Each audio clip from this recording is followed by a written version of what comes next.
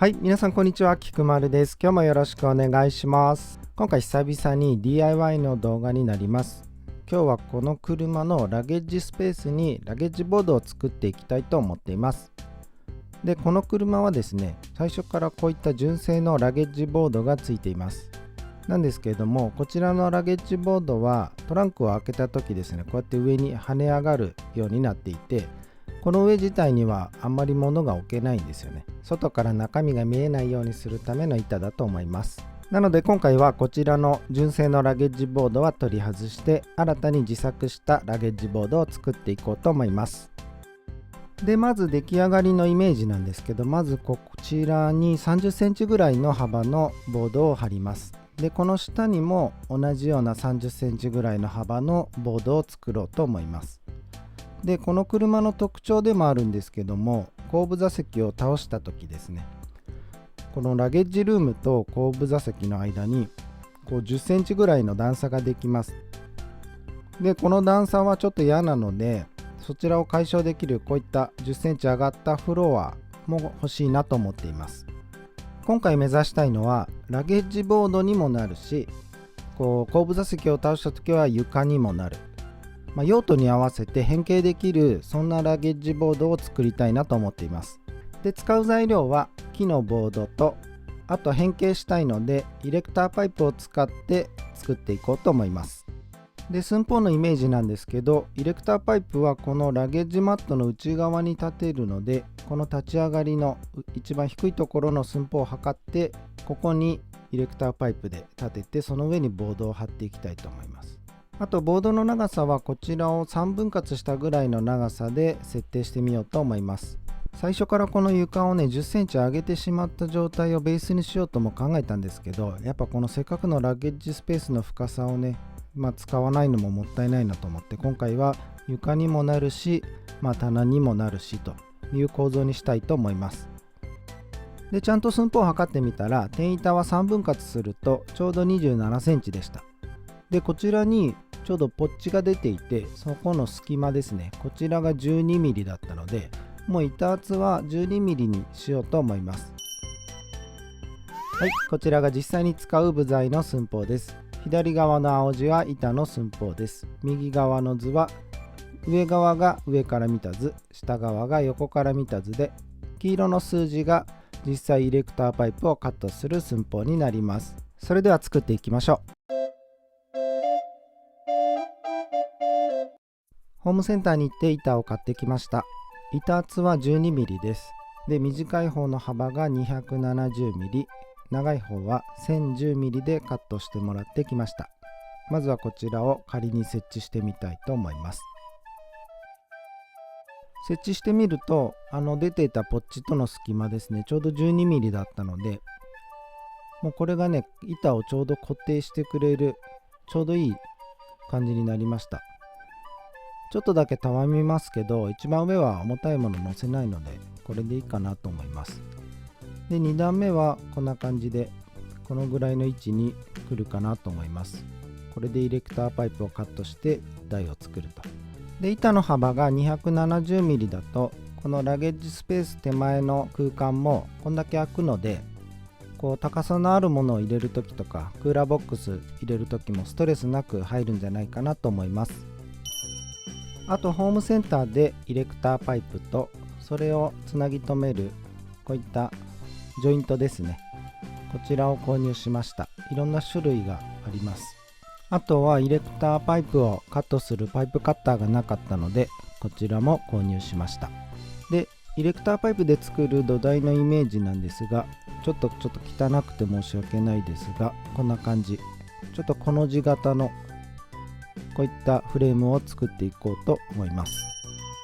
ここからはパイプカットの作業なので飛ばしていきます。寸法を測って印をつけて一個一個カットしていく、それだけです。寸法だけ間違えないようにカットしていきます。はい、それでは全部カットが終わったところまで進みます。はい、頑張ってすべてカットしてきました。まずは一番長い部材が 916mm×4 本で、次に 226mm×4 本、そして 257mm が4本、で最初の図面になかったんですけど、こちら 45mm が8個、これで全てカットした部材が揃います。では組み上げていくんですけども、こちらそのまま入れるとちょっとスコスコとしてしまうものもあります。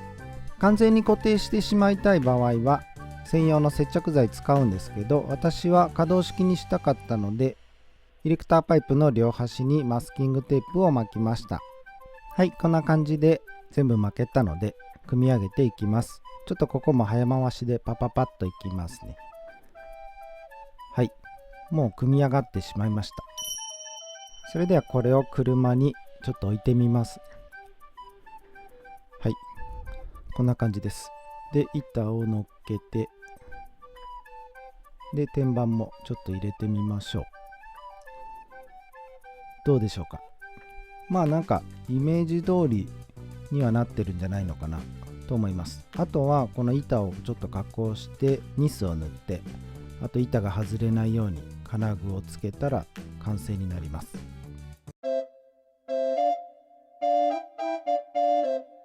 それではここからはボードの加工を行っていきます。まずはラゲッジルームのこの R の形に沿って1枚のボードをカットします。物差しを当てて R に沿って型取りをしていきます。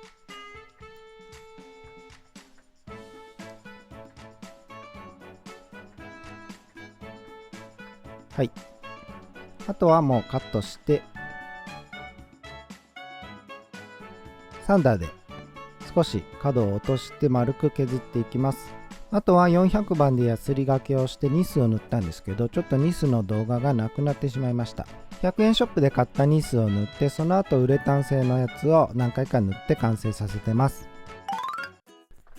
はい、それでは完成したラゲッジボードを見ていただきます。こんな感じになりました。一番上の段は R がついていて、この縁ですね、立ち上がりに木材をつけました。これによって物が上に置いても落ちなくなりましたし、たわみもだいぶなくなりました。で2段目がこのぐらいの高さになります。最後ウレタンニスで仕上げているので、私釣りに行ってこう濡れたものを置いてもね、さっと拭けば汚れは落ちます。そしてクーラーボックスを置くとこんな感じになります。結構ゆとりがあります。でディレクターパイプ手前の下側ないので、そのまま入れ込むこともできます。でこのように縦にして収納することもできます。で今回は特に多用途で使えるようなラゲッジボードにしたかったので、次2つ目の形としてはこの天板をこの2段目のラゲッジボードの裏側に足にこうカチッとはめるとですね、こんな感じでこう2段目が高いものを積めるようになります。でこちらはイレクターパイプで土台がしっかりしているので、重たいものを乗せても大丈夫です。これが2つ目のスタイルですね。でこれは作ってから気づいたんですけど、でこの2つ目のスタイルをそのまま持ち上げて外に出すとですね、これがなんと35センチの高さですごくベンチとして使えるっていう、テーブルサイドテーブルとかでも使えるかもしれないんですけど、私はベンチでぴったりだなと思いました。アウトドアとかでね、こう椅子が足りない時とかでも使えますし、何かと役に立つんじゃないのかなと。これがこのラゲッジボードの3つ目のスタイルです。そして最後に4つ目のスタイルなんですけど、こうフラットに床をフラットにするスタイルになります。まず分解していきます。上と下を切り分けて柱だけ取り除くようにします。ちょっと時間かかるんですが、こんな感じでまずは上と下を分解します。そしてそのまま柱をこう取り除いていきますね。柱が取り除けたら、柱が刺さってた方を今度下に向けて置きます。で長いのをここではめ込みます。こんな感じではめ込んだら、柱を2本取り出して先ほどの間に差し込みます。はい、